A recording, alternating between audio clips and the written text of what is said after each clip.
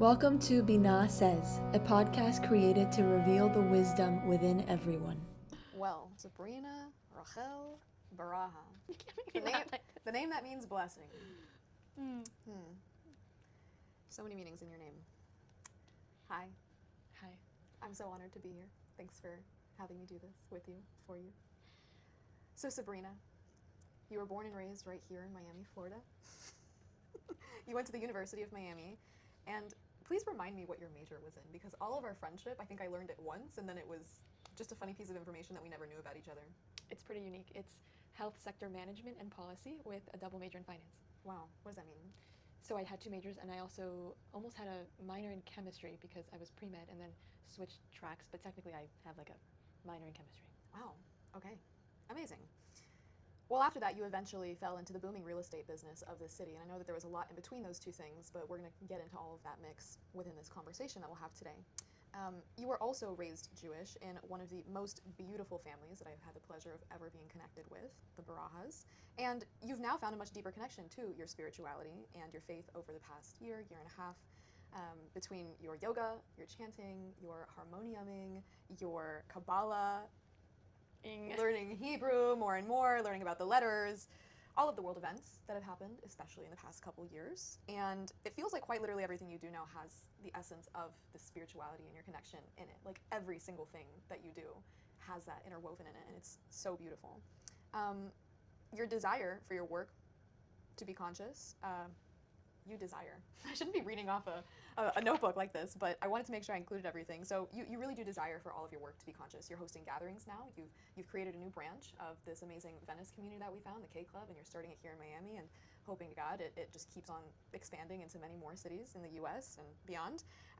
You also whip out your harmonium everywhere. You're a Kabbalah mentor. You have started this podcast. You're also a cyclist. You go to the gym consistently. You strength train your muscles. You are part of the Jewish Federation, correct? And also on the board of Fountainhead. Is that your role there on the board of Fountainhead Arts, right? You also recently got your general contractor's license that I watched you study for very, very, very much. I could ask you the same thing that you asked me, which is, what don't you do? Well, you got me. I gotcha. You got me. I gotcha. Yeah, that's a lot. It's a long list. Yeah. But yeah, I truly just love everything that I do. And there's a reason and a purpose behind all of those things that you listed. And I truly believe that it's part of something I learned recently through Kabbalah, which is receiving to share. And in all of those things you listed, the purpose is community and serving others, or attaining a skill that I will then be able to serve others with. So yeah. It's beautiful. And I feel it in everything that you do. You actually are one of the most giving people that I know. I've used that to describe my father as well, and I think that between you two, you are the two most giving people that I know since I met you. It's very inspirational. You have the biggest heart that I know, for sure. I'd actually like to start this off with an unexpected and unconventional question. I didn't think that I'd start this way, but I think it's the only appropriate way to begin. Please tell me about your hair, because I think everyone's dying to know. Tell me about this mane that you have. Tell me about the journey with it. And I only ask as well because I know that it wasn't always this way. This is true. And I also know that there's a lot of meaning and metaphor behind the journey of the hair that I think will segue beautifully into the rest of our conversation. What a question. I would say my hair and the journey I've had with my hair is honestly a journey I've had with myself, and in finding a love for myself that I didn't have. And when I see my hair today, it truly is a testament to the love I have for myself. And there was a point in my life where I didn't have that self-love, and my hair was burned, and there were pieces that were straight, and I had put all these chemicals in it, and I wanted everything possible to change what I was given. And I wanted to look like someone else. I wanted to have straight hair. I had a moment where I wanted to shave my head and have no hair. But it was a struggle with this hair mane that I have today. And I think, like anything,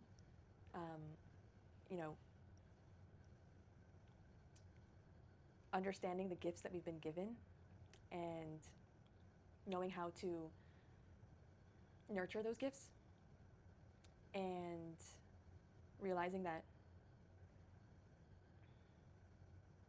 we can't be anyone else but ourselves.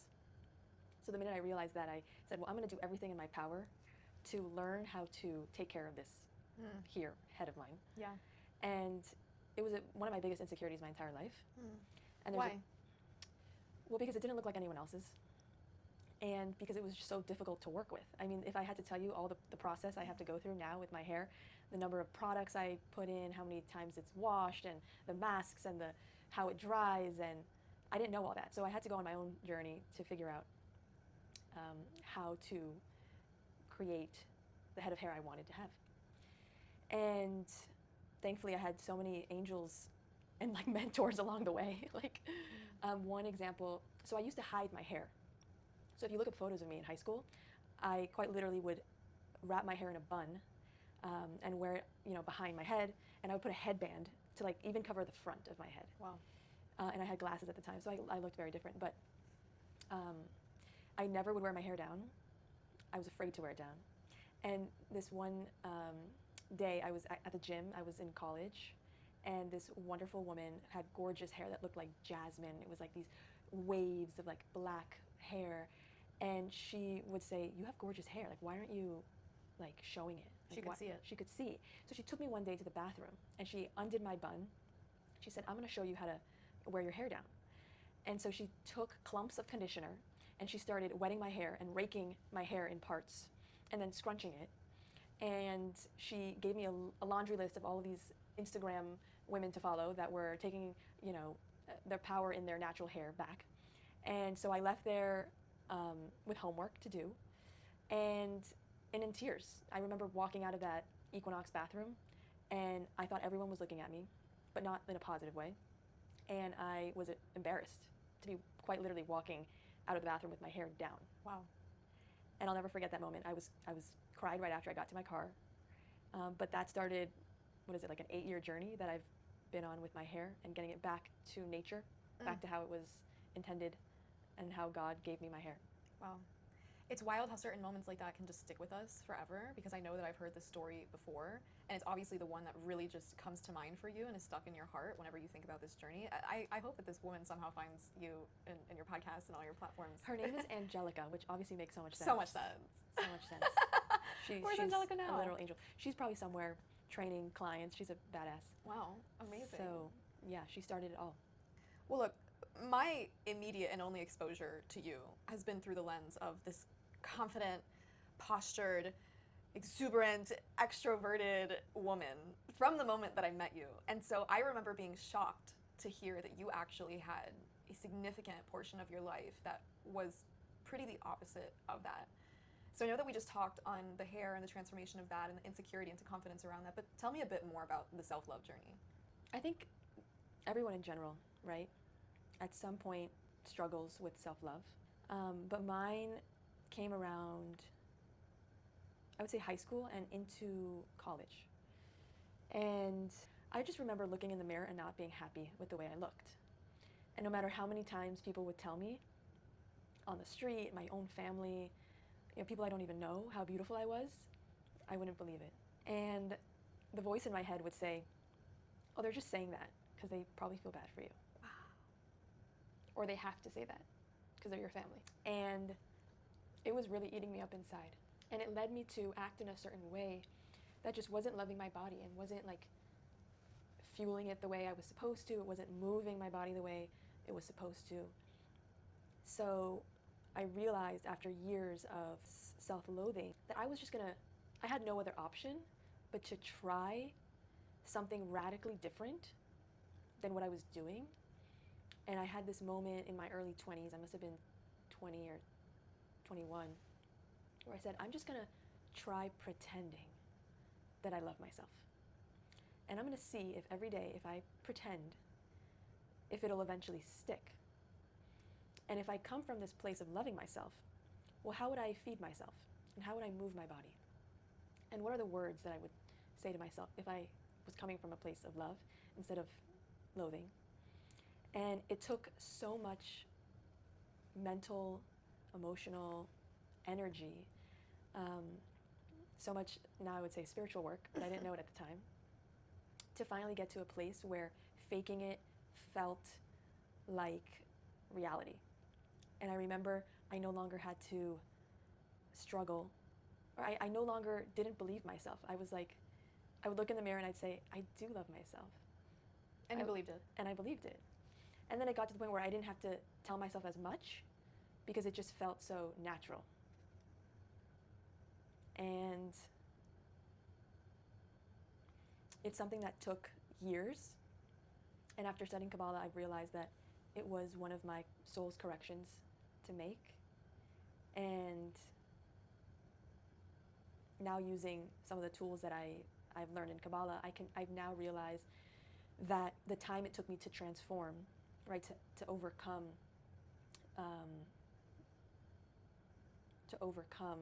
that self-loathing, I can do now, I mean, almost instantly at the snap of my fingers. Yeah. I do have moments, I think we all have moments, but I now understand where that voice comes from and what it is, and It's not you anymore. it's not me, and I can just continue in my highest, most natural self, Yeah. knowing that I have everything that I could possibly need.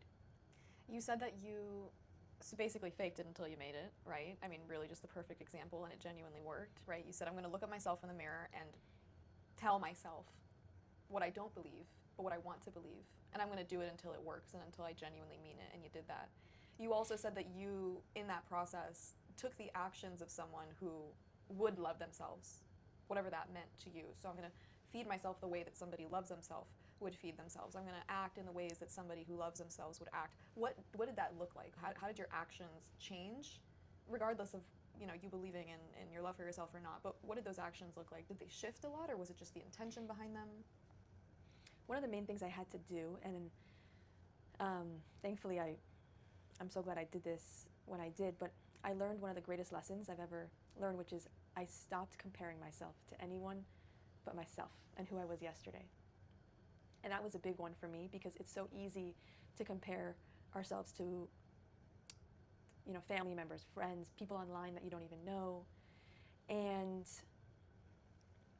I remember social media at the time, this was 7 years ago. So social media wasn't really what it was today, but there was that whole trend where it was like, what I ate in a day. That was like huge. And so you would always want to know what other women were eating in a day, when they're a completely different person, right? Like completely different genetics, completely different ways they live their life.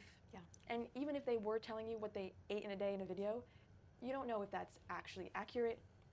I realized I was comparing, my own happiness to someone else's, when their happiness was based off of external things that I was comparing my internal happiness to someone else's external happiness, when I would not really know how they were feeling on the inside. Right.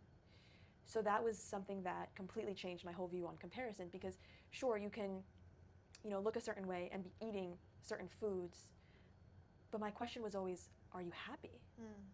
And if I didn't know the answer to that, which we'll never know if people are truly happy, then why even give it any validation? Like, my own happiness should matter more to me than someone else's. What do you think it means to be happy? Someone told me this quote once, and I always think of it when the topic of happiness comes up. They described happiness as something to do, someone to love, and something to hope for. Can you repeat that? Something to do, someone to love, and something to hope for. So there's this element of enjoying the present moment, but also being excited and hopeful for something that you're growing towards or building towards, and then having love along the way. And I think to have, external love, we must always have internal love, because we can't give anything we don't have. So that wraps up into, that concept of happiness. But I think true happiness is personal fulfillment, and understanding, our purpose in the world, why we're here, and loving every part of the process in this journey or this game we call life. Presence and purpose. To wrap up the self-love topic, it reminds me of one of your favorite quotes, which is, be yourself, everyone else is already taken. So take out the comparison, right? Yeah. Like, really just be you, but also love that version of you. And I think that's what's hard if somebody were to hear that quote offhand, if they were in your position 7, 8 years ago, because to hear just be yourself, it's like, but what if I don't like myself? But you just told us at least your way of excavating through that time. Yeah, it's such a gift. Yeah. Like, this life is such a gift, and truly, that was another realization I had in that whole processing of comparison and, you know, having at the time feelings of jealousy, that we can quite literally only be ourselves. Yeah. So why not be ourselves to the fullest, and why not be the greatest, best version of that instead of wanting to be somebody else's? I think it's scary for some people, though, because I've had this conversation with people about being themselves and living that just to its fullest extent, and I think it's hard if somebody doesn't have that sense of purpose, right? Because when you're constantly comparing yourself, there is a sense of, I'm not enough, someone else is, and I'm going to try to be like that. But when you have to then look in the mirror, it can be liberating to hear just be yourself, or it can also be terrifying, because if someone then has to look at themselves and go, wait, but like, not only do I not like myself, I don't even know what I want to do with my life. What is my sense of purpose? It's a pretty scary place to be. How do you think people can find purpose if they don't have it? Because you do a lot of different things, like we've already talked about, right? And it can seem like, well, you do a bunch of different things. And like, is there a purpose in all of it? You mentioned in the beginning that there is. For you, there's a sense of community, and there's a sense of connectedness and love.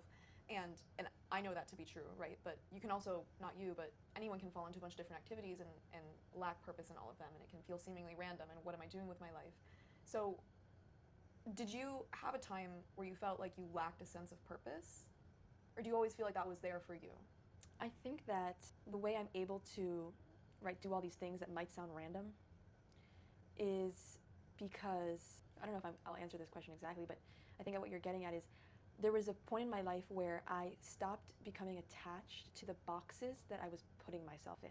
And I started to embrace the fact that all of these things that I'm doing is the box of Sabrina, versus, oh, well, now I'm, you know, working, now I'm a real estate professional, or now I'm a yoga teacher, or now I'm a student of Kabbalah, or now I'm, you know, a cyclist, or when I realized that being myself was being all of these things all of the time, it just completely opened me up to doing everything that my soul has been screaming for, that I haven't always listened to, because I was afraid of what other people would think of me from another box, right? Well, what are the people in the real estate box going to think of me in the yoga box? I'm chanting, I'm saying names of God, I'm, you know, traveling India. What are they going to say? And what are the people from yoga going to think about me wearing a suit and, you know, speaking at conferences? And like, I just realized that was not the way I wanted to live. And thankfully that's something I've learned in my 20s, to be able to be this malleable, you know, version of myself that's forever growing and changing. And as you said, you know, started this podcast and released a single, you know, these are things that I never thought I would be able to create had I been restricted to one box that I thought I needed to be in. Does that answer your question somewhat? Yeah, totally. And going back to like the self-love journey, there's one thing that I think is so important and isn't talked enough about, especially in today's world where it is so visual focused, right? We're constantly bombarded with images and videos of ourselves or of people. We probably have more mirrors, you know, in today's world than we had, you know, for sure 1,000 years ago. But I struggled with my image, as I said, in the mirror. And one of the things that I started to do was, I had quite literally covered my mirrors. That's right. With photographs, so that every time I would look in the mirror, instead of picking something about myself I didn't love, I would just be shown all of the moments of life that I loved. So me and friends or my family. So I started to, knock down those walls I had built up. And another thing I did was I actually, for the first time, started a gratitude jar. And all of these jars are in my closet. I think it started 2017. And I did this for about 5 years, where I literally every night before bed would write on a sticky note something that I was grateful for that day. And the following year, once I had 1 year, in the jar, I would write a new note and I would pick one out from the year before. So as I was putting in something I was grateful for, I was reminded of something I was grateful for the prior year. And I did this for 5 years until now. Gratitude is thankfully something so ingrained in me that it's like something that I think I'm doing constantly, like in almost every moment of life. People see us praying, now before we eat, which is one of my newest, forms of gratitude, and Same. just bringing more intention and presence in life. But I'm realizing that that was something huge for me that helped me reconnect to my soul. And I began to realize that a photograph of ourselves is not actually who we are, right? It's actually just a moment in time captured two-dimensionally. Yeah. And it's impossible for it to encompass our entire being. And so the minute I gave my photograph less importance, because I used to have a side that I liked, I used to have a certain angle. Oh, if I had a pimple, I would want to edit it out. Like I remember before posting a photograph on Instagram, I'd have to make sure that like all of my imperfections were covered. Like no pimples, not even like the flash on the camera that it used to make on your face. Like I would remove those. Like I put so much energy into making sure that I was happy with the two-dimensional image that I was hurting myself in the process. And so I had a class in University of Miami, one of my favorite classes, an English class. It was called What is Cool? And so we studied the history of the word cool. And not many people know this, but cool actually used to be a term used to describe people that were against the grain, that were not conformists. Like when you think about the cool people, they were the people, wearing the leather jackets, riding the motorcycles, skipping class. Like they were not conforming to anyone's definition of what mainstream was. But even before that, it originated in Africa, and it was used to describe like the demeanor of like the heads of tribes. Anyways, in that class, I learned this concept where we are not our two-dimensional image. And ever since then, I made a commitment to myself that I wanted to be the very best version of myself in this world and not in the two-dimensional world. So it didn't matter to me if I, didn't think I looked good in one silly picture, right? Like what mattered more to me was how I showed up in this world to other people, for myself. And I wanted that to be the best version and not any other version. Well, talking about more nonconformity, I would be remiss to not mention your chanting. Can you please explain how you got into the harmonium, what a harmonium even is for those who don't know, what it is that you do on it and sing? I mean, you're making music now. You literally just dropped a single on Spotify as Binah. What does it all mean to you? I think that What's a harmonium, first of all? Okay, so a harmonium is this instrument that is used in chanting, in more like yogic, originated from the East. It is a box that one plays the keys on and then pumps air through. So it's kind of like a piano meets a bagpipe situation. Kind of looks like an accordion, but on the floor, okay, if that's not That's a good way to put it. good visual. Yeah. And I first, saw this instrument in yoga classes that I would go to, specifically at Ahana Yoga in the Design District, where I currently teach. And I was just obsessed with the sounds it would make. And it would take me to a place I didn't even know existed, right, that I felt deep inside of me. And I ended up doing my yoga teacher training about 1.5 years ago in Costa Rica. And there was a one-time workshop on how to play this instrument. And I grew up playing instruments, but none of them stuck. And I remember always feeling this like sense of disappointment in myself that I wasn't musical and that I had lost the opportunity to, learn how to play an instrument because, oh, now I'm in my 20s. Like, the conception is like it's so much harder to learn anything new at this age, which is complete falsehood. But anyways, but so I had this sense of, at the time, disappointment and this really deep sense of loss that I would never have the chance to like be in touch with this musical side that I always craved. And to the point where I thought, well, if I don't have it, at least, maybe I'll find it in a partner, right? Like in my life partner will be musical. But then I started to just reclaim that and say, no, actually, I'm going to tap into this musical side of me that I know everyone has, that we're just not aware of. Wild. And I just leaned in. And I remember playing that harmonium for the first time in Costa Rica. And I can tell you very few days have gone by since that day where I haven't, played on the harmonium, chanted on the harmonium, I know. sang some sort of mantra. I mean, it completely changed my life. And as you know, I have a harmonium on me at all times in my car. That's one of the greatest things about our friendship and how we blossomed in our friendship was me just bringing the harmonium over to your house, and we would have what we called devotional hangovers because we would stay up all night chanting from 9 to 1 a.m. Yeah. And we would have friends over, we would go to other people's houses and just open up these books of songs that were, our friend would say, these songs are medicine. Yeah. And I didn't know what it meant at the time, but these songs are literally medicine for your soul. Yeah. And I remember I don't stay out very late. My bedtime is quite early. Both of us, yeah. And it was not even a question. My family was concerned, and they were like, are you out partying? Like you haven't come back home after 1 a.m. since college. What is going on? And I would say, I promise everything's fine. I'm just chanting all night long.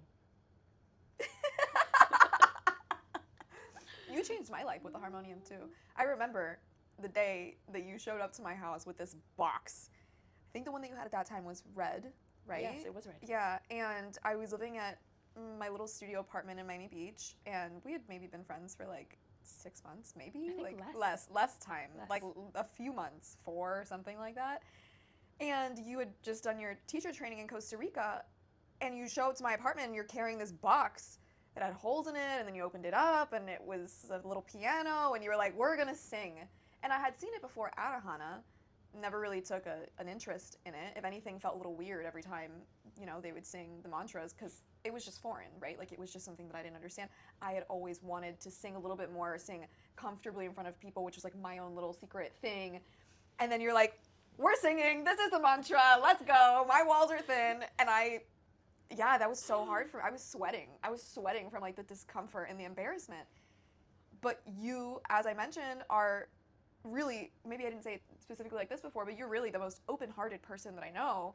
And you cracked mine open for sure with that whole experience. And from there on out, it was just we're doing this. We're finding random spots to just pull over and sing the harmonium. I had a migraine one time, and you said, why don't we just put the harmonium? I was like, that's literally the last thing that could help, because any extra noise right now is so painful. And we kind of looked at each other and we were like, actually, let's try this. My migraine went away.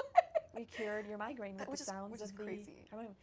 Crazy, but it's a loud thing. Yeah, you shifted my life immensely by inserting the harmonium into it and the mantras. And I know that for both of us too, it wasn't just the singing, it wasn't just the music, it was that connection. You called it a devotional hangover. The devotion was a huge part of that. And I know I'd mentioned before that you grew up in a Jewish household, you grew up in a religious household, but I know that your connection and your relationship with God has completely transformed, especially as of last year. Mine was relatively non-existent before last year, except for just feeling connection to the universe, but couldn't even say God. And it was really through Kabbalah and through the harmonium chanting that it felt like there's something to be connecting to here. Mm-hmm. And I want to talk about that more with you. I really, really want to talk about your experience with Kabbalah, and we'll get into more of the nitty-gritty of it, but honestly, how did Kabbalah find you? I love the way you asked the question, because I do agree. It really finds you at the exact moment that you're meant to start studying. And if you had found it earlier, Again, it's just so divine, the timing of studying. Kabbalah found me, well, let's backtrack. So you mentioned that I grew up in a Jewish home, which is true. I grew up going to Hebrew school. I grew up having Shabbat dinner every Friday at my home or my family's home. I grew up going to temple on high holidays. And I would say I felt as though there was always something missing. And I wanted to understand why we were doing what we were doing. And every time I had questions, the answer was because that's the way we do it. Or because that's what's written. And it was just not enough for what my soul wanted to know.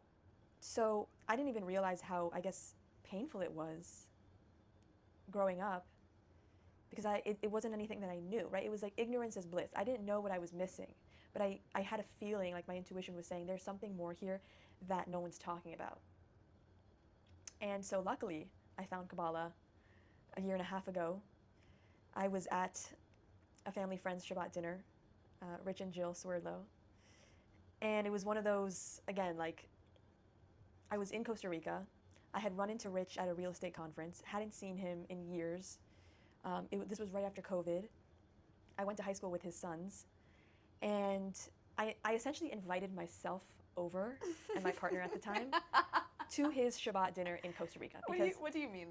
Well, I always do Shabbat dinner. Like, I can't not do Shabbat dinner.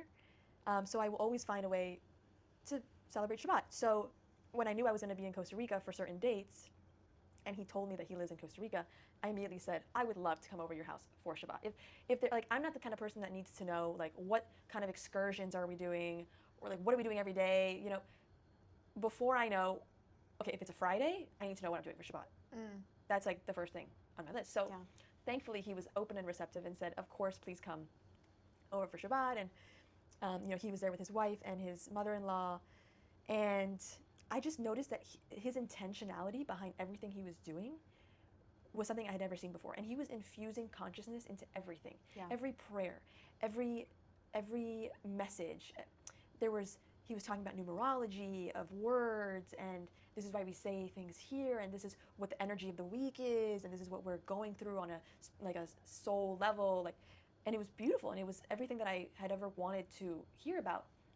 And so that's when he said, Jill and I study something called Kabbalah, and they're starting a center, a younger, more hip center in Design District in a couple of months. I want to connect you to someone who's one of the founding, members, and his name is Sharif Malnik. And I said, Sharif Malnik, and I scratched my head and I said, there are not many. I think actually he only said his first name. He said Sharif, and I said, there are not many Sharifs out there, and I know one from a prior work experience. And I said, is it Sharif Malnik? And he said, yes, it is. So I met Sharif maybe a year or more ago. I was working for a project management company at the time, and Sharif was one of their clients, and he needed some work done on his house. I was working in the luxury residential division, so my manager and I had gone over to his house to see what kind of renovations or improvements he wanted to have done. And I remember there was a connection between Sharif and I instantly. I knew that there was something between our souls. I didn't use those words at the time, but I remember when I left the company, I made it a point to actually say my goodbyes to Sharif and still have the door open to connecting more in the future, which I had not done I did that with 2 clients. And lo and behold, I ran into Sharif not too long before this Shabbat, and I saw him at the Chabad of Coconut Grove. We had tried to meet up. He was going to Israel. It didn't work out, but after this Shabbat, we all realized that I needed to reconnect with him. So we got coffee shortly thereafter, and he told me all about his experience studying Kabbalah, and he said, I want you to be one of the first students in the Kabbalah 1 for the Center and Design District. And I was just open to learning more. I was curious. I didn't really know what Kabbalah was still, because I was always brought up thinking it's Jewish mysticism, and it's not to be studied by women, and it's not to be studied unless you're a man who's studied, the Torah for at least 40 years. So I didn't know much about it, but again, he was just giving me examples of how, by studying this wisdom, he was able to see drastic improvements in drastic improvements in every aspect of his life, his relationships, his work, his connection to God. So I just wanted to explore. And I remember one of my New Year's resolutions was, seeking to expand my connection to something much greater than myself, to like work on my spirituality. That's what I was searching for at the time. And lo and behold, that was exactly what unfolded for me in that year. Do you feel like Kabbalah has helped you overcome specific things? And if so, what? Kabbalah has helped me in ways that I didn't think were possible, that I didn't even know I needed, right? It has given me this awareness and completely new perspective on life and my purpose. And I've genuinely felt my relationship with everyone around me change. My sister is like one of the greatest examples I'll use. We would often butt heads. And now I would say our relationship is at a point where we've never been closer, and we've never been, she started studying recently. And so this wisdom has just given us a greater understanding of who we are and how that relates to one another, and how we can just show up as our best selves for one another as sisters. So that's like the prime example I use, but just in everything that I do today, as you mentioned, is just infused with this higher level of consciousness that I'm connected to something much greater than myself, and that everything that happens is an opportunity for me to grow in some way. And seeing all of the things that used to maybe, let's say, upset me or would cause me to be in a reactive state, to really appreciate them as things that I need to work on. Can you give me an example? There's so many things like throughout the day that we'll label as good or bad, right? So it could be something as simple as, you made an appointment with a client and they canceled on you 5 minutes before the appointment. Or you sent someone a proposal and they rejected it. There's all these little things that now, with this new awareness, I'm much more patient and understanding. And I realized that sometimes, or oftentimes, no can be a blessing as well. So when things always go our way, we often believe in God, right? We often say, oh, there's definitely, God is with me. But when things don't go our way, we're quick to say, how could there be a God? Or there's definitely not a God if this is happening to me, right? If my business is not doing well, if my relationships around me are falling apart. But Kabbalah just gives you this lens where you see that everything is guided by the Creator. And all we need to do is change our perspective in which we see those situations and experience those situations, and realize that, okay, well, maybe I needed to go this different way. Maybe this client was not going to, serve a successful partnership together, or the purpose of why we're doing what we're doing. And it's okay to move on and look for other clients. Or maybe this person that canceled on me 5 minutes ago is going through a rough day and, needs to reschedule and needs some, it just really makes you more compassionate and awakens a greater sense of love in your heart. I love that you said that it's easy to feel more connected to God when things are going really well, but as soon as something bad happens, it's easy to go, why is this happening to me?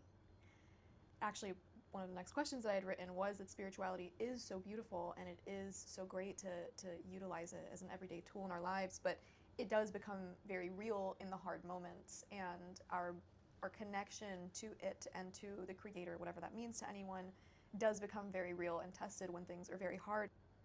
Talking about all this is really nice, right? The theory, the philosophy, the chatting about spirituality, but what does it actually look like integrated for you in your daily life? Like, what routines do you, Sabrina, take on to connect yourself closer to God? Does it look like journaling? Does it look like praying, harmoniuming? I know you go on walks. That's a good question. I think I used to, again, back to this whole boxes, like when I first started studying Kabbalah, I guess this is probably the Taurus in me, I don't know. Whatever, I'm like half Taurus, half Aries, it's fine. Or like the perfectionist, right, in me, like I wanted to have this very clear spiritual routine. And if I wasn't doing that, then I felt this sense of I wasn't doing enough. I wasn't living up to, you know, my expectations that I was setting for myself. And so I used to say, well, I want to wake up at a certain time and you know, and pray or read, you know, every section of the parasha each day. But I think my whole mentality on spirituality, right, is that it can be weaved into life so beautifully and so gracefully that there's no need to have these rigid times and expectations around how we welcome the Creator into our lives. So it could be, I mean, and right now for me, when I wake up in the morning, the first thing I do is I thank the Creator for putting my soul back into my body, and I say the Modeh, I say the Shema. And then I just say, every day I say the same thing where I say, I'm so excited to be a vessel and a channel for the light of the Creator today. I'm so excited to be a partner of the light. I can't wait to see where the light will take me, who the light will introduce me to. And I ask the Creator to give me the words and the thoughts and the actions to act in a way of the light. And I shared this at one of our Kabbalah coffee chats. There was a point where, you know, getting out of bed for me was difficult. And this was back in my days where I didn't have self-love for myself. But I remember I would lie in bed and I'd say, why not just spend another 10 minutes or 20 minutes or 30 minutes or an hour in bed? Like, what is the purpose of getting out of this bed, right? And Kabbalah has completely given me that purpose. It's like even any average menial day could be infused with so much light. There's so much light to be revealed in each and every day that it's impossible to have just an average day. When you say that you had this point in time where you'd ask yourself, after waking up in the morning, I'm gonna restart that. When you say that you had this point in time where you'd wake up in the morning and ask, what is the point? Why wouldn't I just stay in bed 20 minutes, 30 minutes, an hour longer? Was that more of a philosophical pondering or almost a depressive pondering? Like, what's the point of getting up? It was more philosophical. Okay. Curious. I remember you mentioning it and I was like, I didn't know that. Yeah. Like, Yeah. what is the true purpose of Yeah. the day? Like, why does anyone get up out of bed? And I remember my cousin recently said to me, she said, I learned this new method on TikTok, how to get out of bed in the morning. Is it the Mel Robbins? Some sort of like 3, 2, Yeah. 1. Yeah, the 5-second decision. Something like this. Yeah. And it's to get out of bed. And I'm like, it was shocking to me to hear how people need, you know, this kind of assistance to get out of bed. Yeah. But then I said, well, and again, and this is the crazy thing about Kabbalah, like you see yourself changing in such a way where you almost don't even recognize the version of you before studying Kabbalah or just in general as you continue to progress. So it was hard for me to remember a time where I couldn't get out of bed because now to me it's so natural. And to hear someone else, like my young cousin in her early 20s, I think at the time though she was in her late teens, say that she had trouble getting out of bed, it sounded so foreign to me. But then it, you know, snapped me back into the reality that people do struggle with a sense of purpose in every day. I will say, I think there's a circadian component to that. Some people, I gotta say it, some people it's like genuinely just hard to get out of bed. You know, people go to bed late. Some people genuinely are not early birds. We're early birds. So I do think it's partially that. It's like being snuggled up in a warm bed in the morning and it being like really hard to get out. I mean, your room is a tundra, so like that is hard in itself. Just FYI everyone, Sabrina's room is about 62 degrees. It's not by choice. It's not me. In the mornings. So I think that's part of it, but it's true for I'm sure a good handful of people, it's also the purpose component. And this is a very valuable conversation for them. What's something that most people wouldn't know about you in general? They wouldn't know that you have art in your home that you've created. You are an artist, although you say everyone is an artist. You truly do create. I'm sure somebody walking on the street wouldn't know that you're on the board of Fountainhead. What's something that maybe I don't even know about you? You know so much about me. Okay, then most people.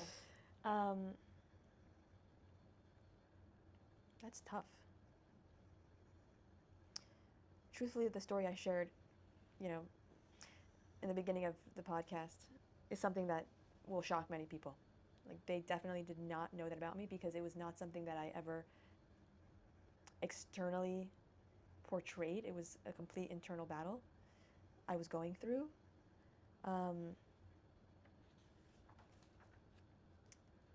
Something you might not know about me. She's kosher. She did a stint in New York City. She, at one point, loved Owen shakes, now does not. She bakes brownies that also commemorated our friendship. Is that the right word to use? Commemorated it? Basically, was the start of our... Actually, the start of our friendship was many things, including a chocolate cake recipe that then turned into making brownies every single week. What else? Those are good ones. I mean, again, like, if I were to say I've cycled over 100 miles. Okay, that's a good one. Like multiple times. This is your time to humble brag, Sabrina. I'm asking for it. Okay, sure. I've cycled, I think my record is 105 miles. And I do this every year to raise money for cancer research with a team called the Miami Design District team. And it's crazy how that whole thing came about. Years ago, I think it's been 4 years, where I've been doing this ride called the Dolphins Challenge Cancer Ride. So every February I raise at minimum $1,000 that goes to fund cancer research at the University of Miami Sylvester Research Institute, Sylvester Cancer Center. And it's an amazing community. I absolutely love it. I ride with them weekly. And the whole story as to how I even got connected to that group is quite divine.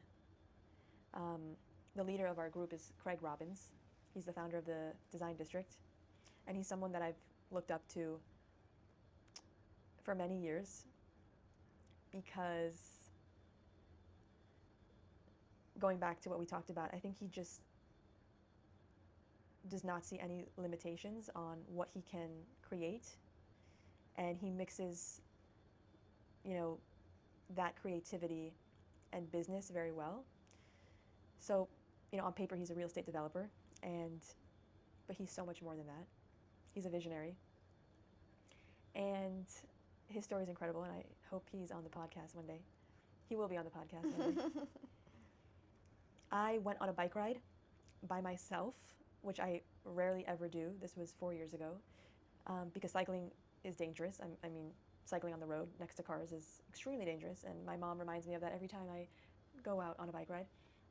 But something inside of me was calling me to get on my bike that day, and lo and behold, I'm taking the back roads down Key Biscayne, and I run into a group. And as I normally do, I start making conversation with one of the people at the front of the group, asking them where they're going. He tells me that they're riding all the way to the lighthouse. We start chatting about everything but work. So like where we're from, where we went to school, what we're passionate about, you know, family. And then at the very end, when I'm going to part ways with the group, I ask, you know, him what he does. And he says that he builds neighborhoods like the Design District. And I said, wait a minute, are you Craig Robbins? And he said, yes, I am. And I think my jaw at the time had dropped because he was someone that I had actually reached out to his office wanting a job there. Wow. And here I am, no coincidence, riding next to the same person that maybe a week ago I had been calling their office, yes, to see about some sort of employment. And immediately had messaged him on Instagram, thanking him for the ride, wanting to ride, with him more. And then he added me to his group of riders in Miami, and now here we are, very close and good friends. And so that whole story was quite divine, and it's the reason why I would say, passionate about cycling and so involved in what I do in my life today. Wow. I'll also add to that you did a marathon this year. Triathlon A triathlon this year on a whim. just going to decide to do a triathlon and also consistently do a 4 a.m. Wednesday run club. Okay, wait, at let's Miami not Beach. say that one because it's been inconsistent. Okay, well, it was consistent for some time. So you, even if you do that once, that's something to brag about. You're also honestly one of the biggest doers that I know. You wanted to start a podcast and you literally just did. You said, I want to start a podcast, and now I'm driving to Best Buy and I'm buying mics and a camera, and I will just find a room to go do it in. I want to learn harmonium. I'm going to make sure that I find that random person on the corner outside of the ashram in Rishikesh that we stumbled upon in March, and I'm going to take their classes for weeks and learn harmonium until I feel good about it. It's honestly inspired me a lot because I tend to overthink and wait on most things that I want to do. So I just want you to know that you've made a massive impact on my life in that regard. I just want to know, were you always this way? It's funny when you say these things. Of course it sounds natural because it's just you. No, a part of me is, thank you. I appreciate your kind words. It takes a tremendous amount of energy to do, I guess, all the things that we're talking about, right? And so many of the things that I do today were once just thoughts I had years ago. So maybe from the moment I said it to the moment I did it seems short, but from the moment it was conceived, right, in my mind, in the garden, right, of our minds, could have been years. I actually remember this one time in Kabbalah 1, and this is how powerful, right, studying Kabbalah is that there was a lack I had in feeling creative.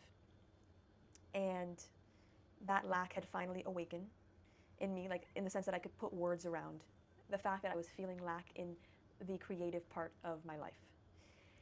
And our Kabbalah teacher asked me, and how long have you been feeling this lack of creativity? And I said, I think a couple of months. I went home and I sat on it and I said, I think I've been feeling this way for years, but I just wasn't aware of it. Wow. So I actually remember this. So that's huge, right? Like, I actually have a post that I'm meaning to share on my podcast, which is I recorded the first episode of Binah Says over a year ago. That's right. I recorded it on my iPhone in my room as a voice memo, and it took me 13 months to actually start the podcast. So it's beautiful to hear you have this image of me, whereas what I say I do, but in my mind, we can stumble, right? We can stumble over ourselves. Like, we often are the ones causing the flow of light from shining through us. And as we learn how to stopping the light from flowing through us, then we open ourselves up to creating in ways that we never thought were possible. So that's just something that I've been working on myself over the last 13 months, if not longer, of listening to my inner voice, listening to the screams of my soul in what I want to do, what I want to create, how I want to feel, what I want to learn, and shortening that time between having that thought and taking the next step in actually doing that thing. Well, wasn't this just a live example of don't compare and don't assume? You still do things very well, and I think in very good timing, but that I think will be inspirational for a lot of people to hear. And I remember being with you in the time that you had created that initial podcast, and you telling me I just sat in my bathroom floor and recorded this voice memo on my phone and then had me sit in your bed and listen to it So in the true. dark with the candles on while you just cringed next to me, and I was so proud of you. I was so proud of you. And now that you're like really, really, really doing it, it's so beautiful to see. Thank you. Yeah. Well, I know that you're a big vision woman. This is my last question before some spitfires, because I know that you need spitfires at the end of your podcast. Rapid fire. Rapid fires. I knew it was something else. I wrote spitfire, whatever that means. So you're a real big vision woman. A daunting question, but do you have an idea of how you want to implement your spirituality into the work that you do? Or do you feel like you're already doing that? Because I know that you do interweave it into everything, but I also know that maybe there's some visions of things, if you want to share. I think about creating conscious communities and quite literally what it would take to build that from the ground up, in the sense of like what that looks like in our built world, but also in our internal world. And I remember when we were in India and we went to one of the ashrams that was like no longer operating, it had been shut down, right? I think nature is such a huge component. Is the Beatles ashram? Yeah. Yeah. Such a huge component of living a conscious life. Community, you know, the people that you are surrounded by. I remember they said, you know, this was the library where they were printing like conscious books about, you know, the philosophy of yoga. This is the cafeteria where they, you know, infused consciousness into the food that they were eating from the land, from that they grew themselves. You know, this was the hall they would gather in to come together in times of celebration. Like so little was valued on the individual basis, and so much was valued as a whole. And I think we are missing that connection to nature, to our community, in how we live everyday life.